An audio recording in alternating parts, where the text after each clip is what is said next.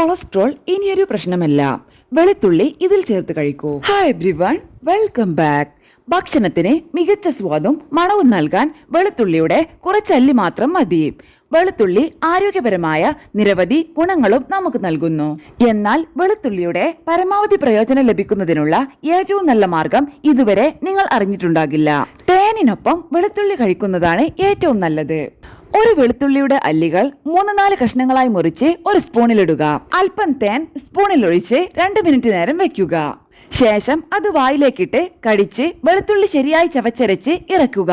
വെളുത്തുള്ളിയുടെ സ്വാദ് അല്പം രൂക്ഷമായി തോന്നുകയാണെങ്കിൽ 2-3 കവിൾ ചെറു ചൂടുവെള്ളവും കുടിക്കാം. 5 ടേബിൾ സ്പൂൺ തേനിൽ 10 അല്ലി വെളുത്തുള്ളി അരിഞ്ഞത് കലർത്തി ദൈനംദിന ഉപയോഗത്തിനായി സൂക്ഷിക്കാം.